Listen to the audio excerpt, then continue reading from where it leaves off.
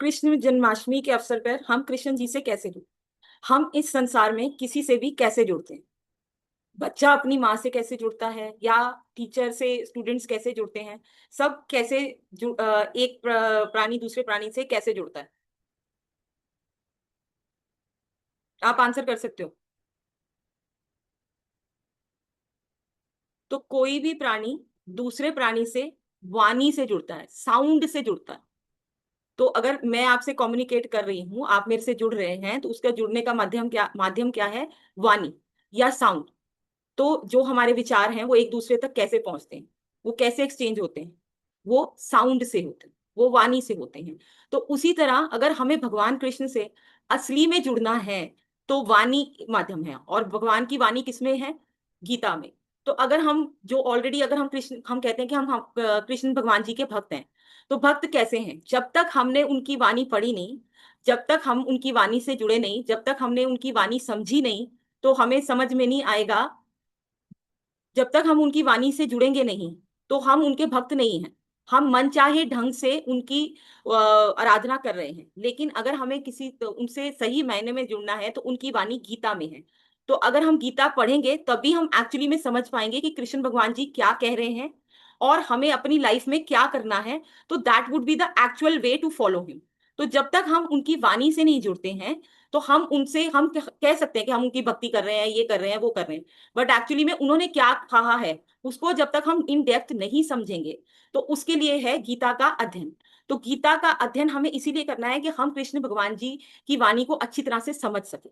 तो ये भगवान कृष्ण ने अर्जुन को ये ज्ञान कब दिया, जब अर्जुन कंफ्यूज था, लड़ाई का माहौल था, उसको समझ में नहीं आ रहा था, दोनों सेनाएं आर पार खड़ी थी और उसको समझ में नहीं आ रहा था कि मैं क्या करूं। तो वो कृष्ण भगवान जी से सीख करता है कि आप मेरा मार्गदर्शन करो, आप मुझे पाथ दिखाओ। तो जब वो उनसे ये प्रार्थना करता है, ये निवेदन करता है, तो कृष्ण भगवान जी तब उस टाइम पे उसको गीता का ज्ञान देते हैं।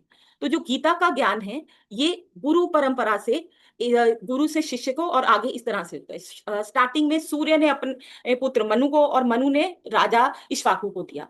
तो अगर हमें ईश्वर से जुड़ना है या भगवान कृष्ण से जुड़ना है तो हमें गीता को समझना पड़ेगा। गीता एक मार्गदर्शक है। और गीता का फॉर्म क्या है कि अर्जुन उनसे क्वेश्चन पूछता है और कृष्ण भगवान आंसर करते हैं। तो वो बहुत सारी लाइफ सिचुएशंस, कई बार हम ऐसी कंडीशंस में फंसे होते हैं कि हमें समझ नहीं आ रहा होता है तो क्या करें। तो वो सारे क्वेश्चन के आंसर गीता में है। तो अगर हम गीता का अध्ययन करेंगे तो हमारी बहुत सारी जो शंकाएं हैं या जो प्रॉब्लम्स है लाइफ में हम फेस करते हैं, तो उसमें हमें एक्चुअली में कैसे एक्ट करना है ये गीता हमें गाइड करती है। गीता हमें ठीक है। तो गीता को समझने के लिए या कृष्ण जी से जुड़ने के लिए the most important is Gita. और गीता एक नॉर्मल किताब नहीं है, वो पीएचडी लेवल की किताब है। तो उसको समझने के लिए पहले थोड़ा बैकग्राउंड बिल्ड करना पड़ेगा। बहुत सारे पेशेंट्स या लोग मुझे कहते हैं कि हमने गीता पढ़ी लेकिन वो समझ में नहीं आ रही। वो इसलिए समझ में नहीं आ रही है क्योंकि जो बेसिक है, जो बैकग्राउंड है, वो बिल्ड ही नहीं किया गया है, या कुछ टर्म्स हैं जिनको समझना बहुत अनिवार्य है। जब तक हम उनको नहीं समझेंगे हमें गीता समझ में नहीं आएगी। तो उसके लिए पहले थोड़ा बेसिक वो हम एक्सप्लेन करेंगे और फिर हम गीता पे आएंगे। तो सबसे पहले एक चीज है कि सत्य क्या है, व्हाट इज सत्य। Anybody can answer. सत्य is anything which doesn't change. Ramayana में लिखा है जो बिन से नहीं मतलब जिसका कभी विनाश नहीं होता है। तो एनीथिंग इन दिस वर्ल्ड, आप कोई भी चीज लो इस वर्ल्ड में, everything is ever changing. Mountain है, पहले जो हिमालय थे वो छोटे माउंटेन्स थे, यंग फोल्ड माउंटेन्स, फिर वो होते हैं, फिर जैसे अरावलीज हो जाते हैं। हर चीज, जैसे हमारी अर्थ है वो भी एक पीस में नहीं थी। पहले वो फाइव मतलब it was in one piece, then over a period of time वो ग्रेजुअली ड्रिफ्ट होके उसकी, तो कोई भी चीज हमारे यहाँ पे एक जैसी नहीं रहती है। जिसकी स्टार्टिंग है उसका एंड होगा, और जिसका एंड है उसका रीबर्थ होगा। That is what Gita says. तो सत्य वो है जो कभी चेंज नहीं होता, जो हमेशा एक सा रहता है, जिसमें कोई भी ना बिगनिंग है ना एंड है, वो शुरू से एक जैसा है। तो उसे कहते हैं सत्य। और सत्संग जो ऐसा है जो कभी चेंज नहीं होता, वो है ईश्वर या भगवान। और उसका जो सत्संग उसका जो संग है वो सत्संग है। तो सत्संग इज लाइक अ थ्योरी। अगर हमें प्रैक्टिकल करना है तो पहले हमें थ्योरी अच्छे से समझनी पड़ेगी। तो ये जो जीवन का राह है, ये जो पाथ है, तो ये एक प्रैक्टिकल है। तो नॉर्मली लोग कहते हैं कि गीता हम बाद में पढ़ेंगे या बुढ़ापे में पढ़ेंगे। नहीं, it should be read in the beginning years, so that you know what to do in life, how to tackle life, what to goal in life.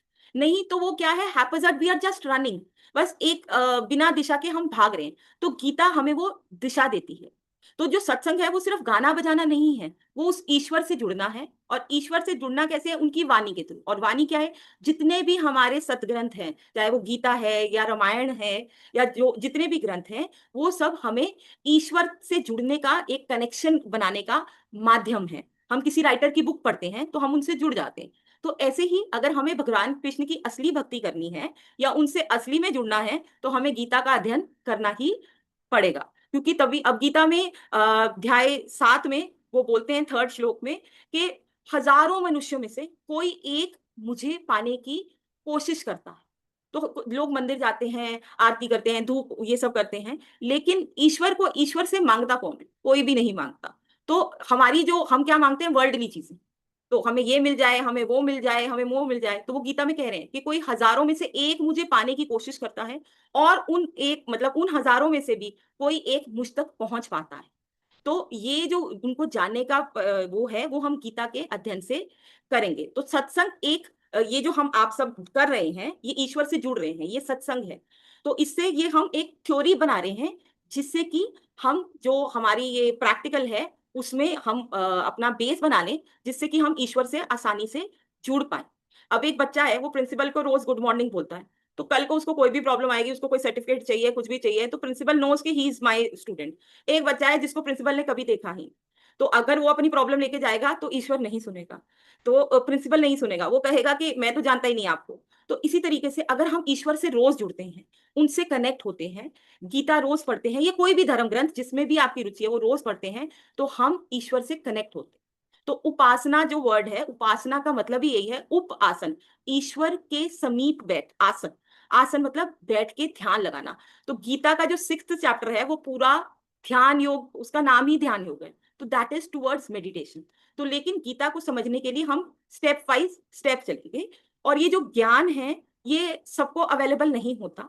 तो आप जिसको भी मानते हैं, या जो भी आपके इष्ट हैं, या जिनके प्रति भी आपकी श्रद्धा है, विश्वास है, आप उनसे प्रे करिए कि गीता का ज्ञान आप तक पहुंचे और वो आप में ठहरे, जिससे कि आपको एक बहुत कामनेस और शांति महसूस होगी over a period of time. एकदम से नहीं होगा, लेकिन आप जितना जितना इससे जुड़ते जाएंगे, रोज पढ़ते जाएंगे, आपको समझ आती जाएगी, उतनी आपकी लाइफ इजी हो जाएगी, उतनी बेटर हो जाएगी। क्योंकि ईश्वर का तो नाम ही क्या है, सच्चिदानंद, परमानंद। तो हम आजकल सब दुखी क्यों हैं? क्योंकि हम ऑपोजिट डायरेक्शन में भाग रहे हैं, हम दुनिया की चीजों की तरफ भाग रहे हैं।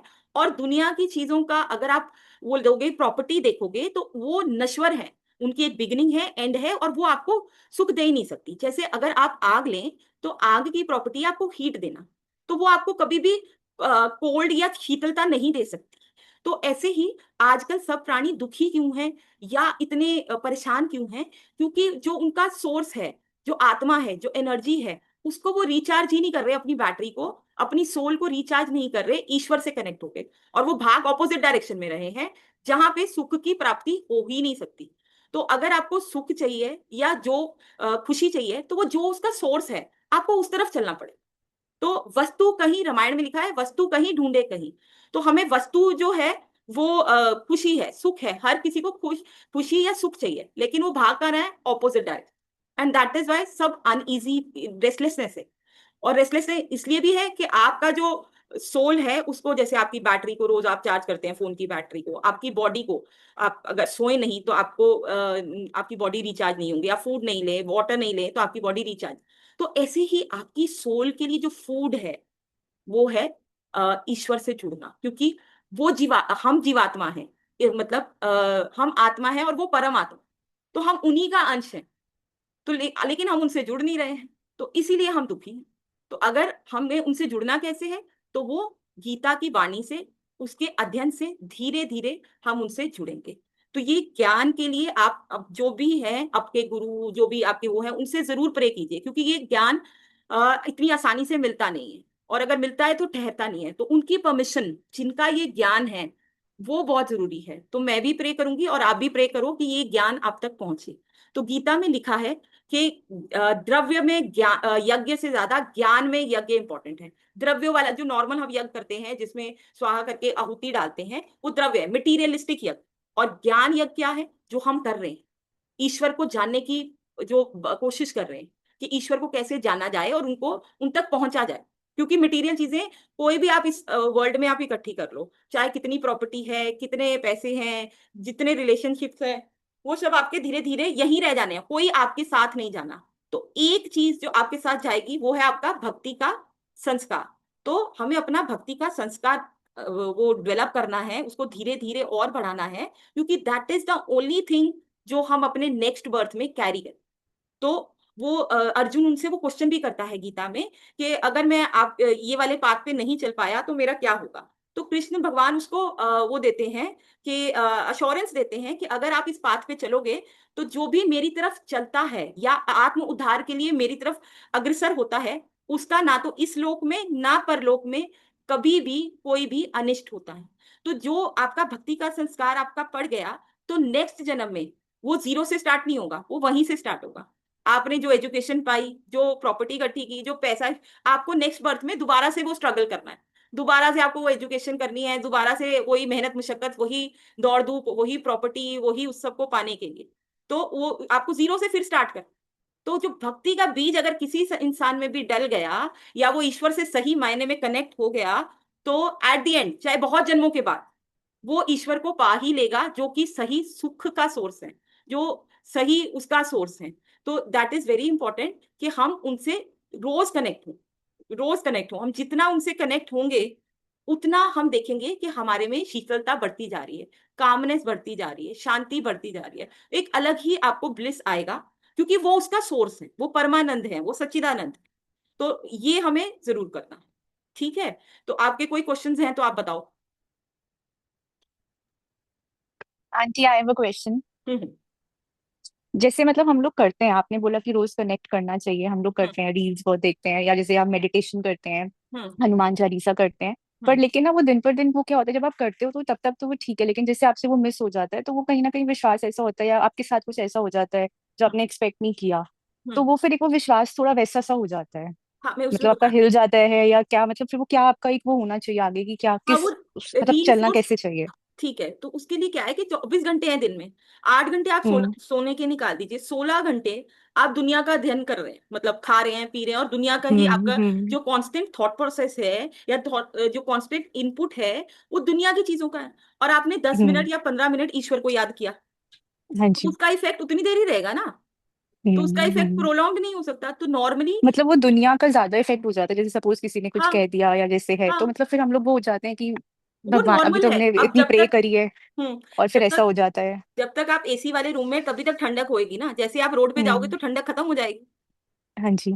तो वो ही ईश्वर के साथ है, आप जब तक वो पढ़ रहे हो या उनको याद कर रहे हो, तब तक उसका इफेक्ट है। तो इसका हम्म। सॉल्यूशन क्या है? इसका सॉल्यूशन ये है कि जो हम टाइम स्पेंड करते हैं वो एक्चुअली में बहुत कम है।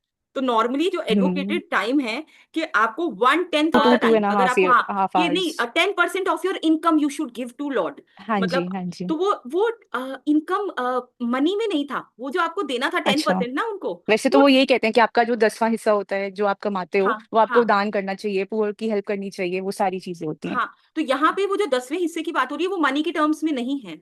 इट इज अबाउट कि आप वो जो आपका टाइम है, you are born with time, hmm. That is what you have, that is your real investment. अगर कोई डॉक्टर बना हम्म। तो उसने अपना टाइम डॉक्टरों के साथ इन्वेस्ट किया, कोई हाँ इंजीनियर जी। बना तो उसने अपना टाइम उन इंजीनियर्स के साथ इन्वेस्ट किया, तो हाँ जी। उनकी बातें सुनी, तब वो जाके उस हम्म। पोजीशन पे पहुंचा।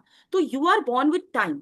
तो जब बच्चा गर्भ में होता है तो वो प्रे करता हम्म। है, क्योंकि वो कंडीशन में कि मुझे आप बाहर निकालो, मैं आपको हम्म। अपने टाइम का 1/10 दूंगा। तो 1/10 कम्स टू हाँ जी। अराउंड 2 आवर्स एंड मतलब 40 मिनट्स। तो टू अगर टू हम टू ढाई, एंड हाफ हाँ, आवर्स। तो वही 2.5 घंटे हैं, लेकिन शुरुआत में एकदम से 2.5 घंटे नहीं कर पाएगा हाँ, कोई। वो नहीं हो पाता, वो मतलब हाँ, कॉन्स्टेंटली तो नहीं बैठ सकते मेडिटेशन, दो नहीं या नहीं, ढाई घंटे मेडिटेशन आपको, मेडिटेशन तो लास्ट मतलब वो स्टेप है ना। जैसे अष्टांग योग है, हम्म। तो उसके 8 लिम्स हैं, कि पहले तो आपका अध्ययन होगा, सत्संग होगा। अगर आप अच्छा। प्रैक्टिकल करने जा रहे हो, आप हम्म। सीधा प्रैक्टिकल में नहीं कूद सकते। तो अच्छा, सत्संग मतलब या तो फिर वो मुझे लगता है जैसे हमने कोई चीज, कोई हमने मंत्र रिसाइट करा, मैं तो उसी कोई मेडिटेशन जैसे मतलब कह देती हूँ कि वही चीज हो गई। तो मतलब हम लोग वो सारी वो मतलब रिसाइट भी कर लेते हैं, सारा कुछ है, तो तब तक तो वो आपको अच्छा लगता है, पर जब कुछ ऐसा हो जाता है तो आप बहुत ज्यादा डिसहार्टन हो जाते हो। हम्म। तो वो सारी चीजें हैं, तो वो वो एक होता है ओवर अ कि यार पीरियड कि ऑफ कब टाइम में निकलोगे आप। बताती हूँ, हाँ। एक चीज और बताती हूँ कि जो भी हमने मंत्र जाप किया या जो भी किया, 40 दिन तक हम्म, तो जब हमें वो कंठस्थ हो गया, हमें वो रट गया, उसके हाँ जी। बाद दिमाग वहां रुकता ही नहीं है। आप हम्म। कर तो पाठ रहे हो, लेकिन हाँ दिमाग जी। दुनिया में घूम रहा है। वो बाहर है, हाँ वो वो होता है बाहर कि है। वो उसी वक्त तो सारे काम याद आ जाते हैं कि आप अच्छा ये भी करना था, कुछ और दिमाग में आ जाएगा, मतलब वो फुल हाँ, तो वैसा वो आपको उसका आंसर ये कंसंट्रेशन है नहीं। कि उसका आंसर ये है कि आप आपको रीडिंग वाले मोड में लाओ। आप रीड हम्म। करो। आपने जो पाठ किया वो 40 दिन में जिस दिन आपको कंठस्थ हो गया, उस हाँ दिन जी। आपका मन, जीभ तो वो पाठ कर रही है, माइंड इज वेरी, वो स्टेबल नहीं रहता। हम्म। मन का हम्म। ये वो है कि उसको उधर उधर भागना ही है। तो आप हाँ जब जी। रीड करते हैं तो आप एक दिन में तो गीता नहीं पढ़ लेंगे। नहीं। आप एक दिन में एक हम्म। अध्याय पढ़ेंगे, फिर अगले दिन हाँ जी। दूसरा पढ़ेंगे, या रामायण पढ़ते हैं या गुरु ग्रंथ साहब हाँ पढ़ते हैं, जी। कोई भी टेक्स्ट पढ़ते हैं, तो आप ये पाठ पढ़ने के बजाय, या वो आपने कर लिए हम्म। कंठस्थ, आप आधा हम्म। घंटा ये प्रैक्टिकल ये सत्संग में लगाई, ईश्वर की वाणी से जुड़िए। हम्म। रटना नहीं है। जो हम्म। बच्चे ने रटा होगा ना, जिस हम्म। बच्चे ने रटा हम्म। हुआ है, तो वो तो थोड़े टाइम में ही, वो नहीं, लॉन्ग टर्म में नहीं दौड़ पाएगा। और जिसने मतलब आपको समझा उसको हुआ, प्रैक्टिस में लेके आना है आपको बहुत हाँ, ज्यादा। तो पहले आप सत्संग करिए। तो सत्संग क्या है कि कोई भी जो आपका लिटरेचर है जिसमें भी आपकी रुचि है, फॉर एग्जाम्पल अभी हम हम्म। गीता की बात करें, तो आप रोज हाँ पढ़िए जी। उसको आधा घंटा। और जब नेक्स्ट डे बैठते हैं तो पुराना वाला थोड़ा सा रिवाइज करो और फिर नए पे जाओ। ठीक है। तो उससे अगर हम्म। आप रामायण के लोगे, पहला कांड जिसे हम बाल कांड कहते हैं, हाँ उसमें जी। पूरे कांड में आपको सत्संग की महिमा बताई गई कि सत्संग करना क्यों है। आप प्रैक्टिकल सीधा मेडिटेशन नहीं कर सकते। हाँ आपको जी। स्टेप बाय स्टेप चलना है। सब लोगों को, अगर हम सोचे कि हम सीधा ईश्वर तक पहुंच जाएंगे, नहीं। तो गीता हम्म। में भी ये हम्म। नॉलेज आपको स्टेप बाय स्टेप दी गई है। फर्स्ट चैप्टर उनका ध्यान योग नहीं है, it is sixth hmm. Chapter. ठीक है। तो हाँ आपका, जी। आपने थ्योरी पढ़ी नहीं, आप सीधा चले गए केमिस्ट्री लैब, आपने एक केमिकल डाला, हम्म। दूसरा डाला और ब्लास्ट हो। तो hmm. First to experiment your theory should be well versed. So satsang is that theory कि ठीक ईश्वर है। है क्या, पहले समझ तो लें, उससे जुड़ना कैसे हम्म। है, फिर हाँ तक तो ठीक है। वहां तक पहुंचेंगे ना।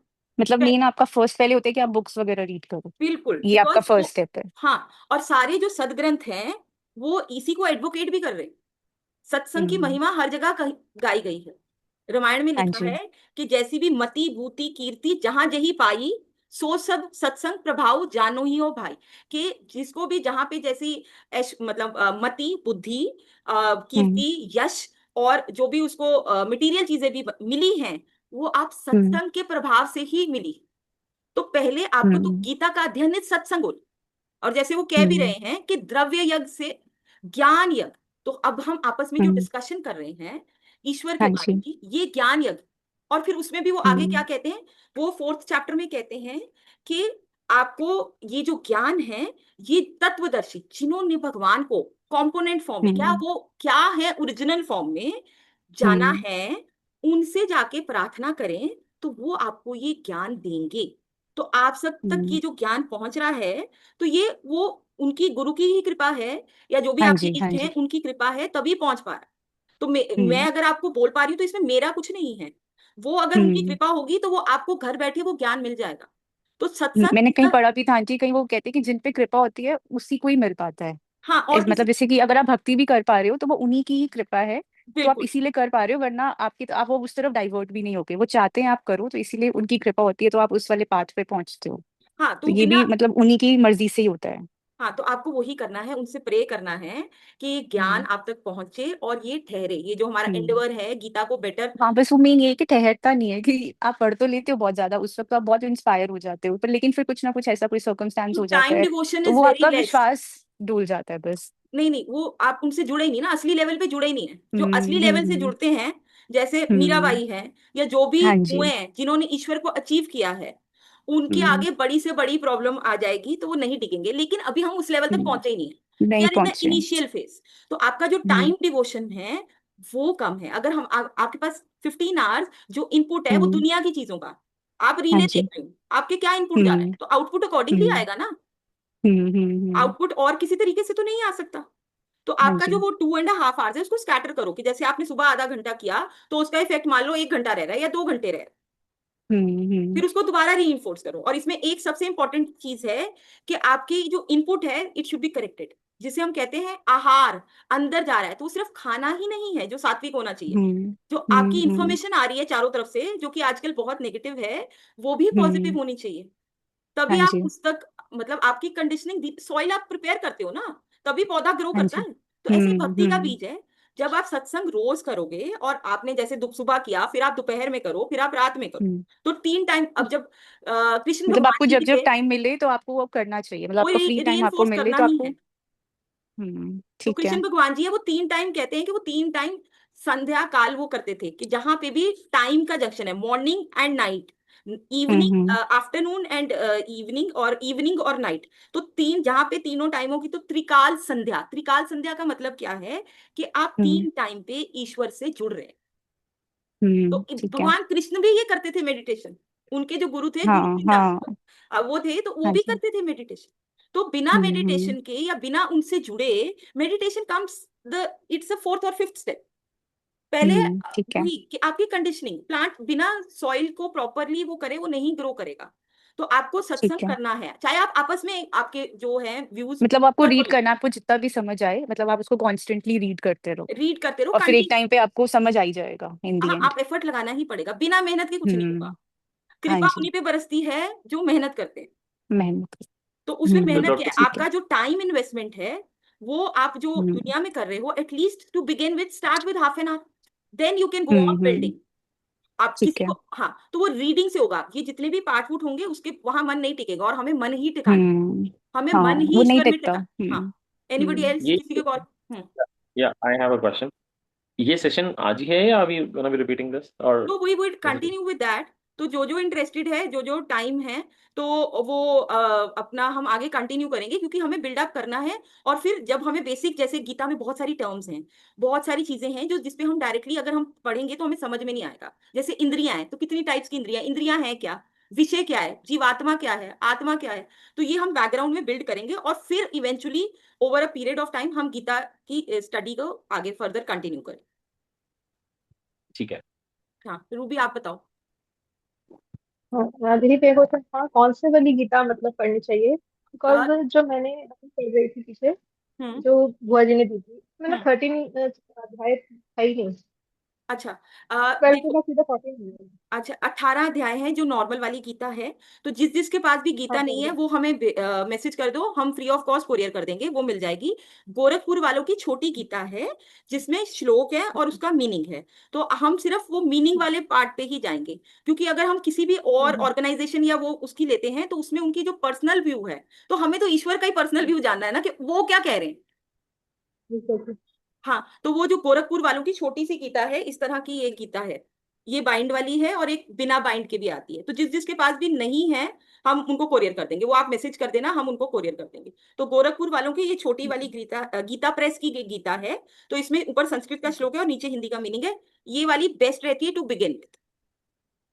ठीक है, तो इसमें मतलब पहले जब हम रीड करते हैं तो पहले श्लोक भी पढ़ना जरूरी है, या डायरेक्टली हम हिंदी कॉन्वर्सेशन भी पढ़ सकते आप हैं? सीधा हिंदी कन्वर्सेशन पकड़ो, क्योंकि अगर मैं आपसे फ्रेंच में बोलूंगी तो आपको समझ में नहीं आएगा। तो अगर हमें संस्कृत आती नहीं, तो श्लोक हम्म, पढ़ने का कोई वो नहीं, हमें तो मीनिंग समझना है ना। अब जैसे गायत्री मंत्र है, हर कहीं वो पढ़ा जाता है और बोला जाता है, तो उसका मतलब क्या है, वो कितने लोगों को पता है। तो गायत्री मंत्र का जो एक्चुअली वो रटा हुआ है, 10 जगह वही, 10 बार वही रिपीट कर रहे हैं, उसका मीनिंग क्या है। बिल्कुल। तो मीनिंग जब हम समझेंगे ना चीजों को, तो हमारे में वो ज्ञान टिकेगा। अगर हम चीज को समझेंगे हम्म, नहीं, सिर्फ रट लेंगे, तो गायत्री मंत्र में क्या बोल रहे हैं, वो बोल रहे हैं कि ईश्वर जो कि प्रकाश रूप है, हम उनका ध्यान करें। ये जिस्ट है गायत्री मंत्र का, दैट इज द जिस्ट। तो हम्म, पुराने जमाने में वो बुक्स तो होती नहीं थी, तो वो उनको आती थी संस्कृत, तो उनको श्लोक रटवा देते थे, ताकि वो जो मीनिंग है, वो उनके नर्वस सिस्टम में पेनिट्रेट कर जाए, माइंड में पेनिट्रेट कर जाए, और वो उसको फॉलो करे। हम्म, ठीक है। और कोई क्वेश्चन, तो ये हम नेक्स्ट सेशन फिर रखेंगे। ये 40 मिनट्स का ही रहेगा। तो जिस जिसको ज्वाइन करना है, वो हमें डीएम कर दे, हम लिंक भेज देंगे। हाँ, समीक्षा प्लीज आप बोलो। हेलो डॉक्टर, थैंक यू हाँ। For organising this. Hmm. I have read Gita thrice. पहली हम्म। बारी कुछ समझ नहीं आया, दूसरी हम्म। बारी आधा, तीसरी बारी थोड़ा बहुत आया। हम्म। मेरा तीनों बारी में एक ही सवाल है। हम्म। जितना कि मैंने पढ़ा है, मुझे मेन उससे जो मेरा टेक अवे था वाज, जो गीता में लिखा था कि हर व्यक्ति मौसम में एक समान रहना चाहिए, sadness happiness you remain the same hmm. Constant, okay, hmm. Like you don't get bothered and affected. Hmm. So अभी तक मेरे को ऐसा लगता है कि मैं उस पाथ पे नहीं हूँ जहाँ पे मुझे ये फील हो कि मैं दुख में सुख में एक टाइप की हूँ. And a lot of people who have read Gita, they are हाँ नॉट देयर. ओके, हाँ so yes how to reach path where happiness and sadness does not bother you that much कि या तो आप रो रहे हो या आप एकदम टेंट लगा के पार्टी कर रहे हो. ठीक है. ये नहीं चाहिए, बीच वाला हाँ चाहिए कुछ. मैं बताती हूँ, वो जो जिस लेवल की बात कर रहे हैं वो हाईएस्ट लेवल है. पॉइंट इज कि वो जिसकी बात कर रहे हैं वो हाईएस्ट लेवल है, जो ईश्वर से जिसके वो कह रहे हैं जो निरंतर उनको ध्यान रहा है.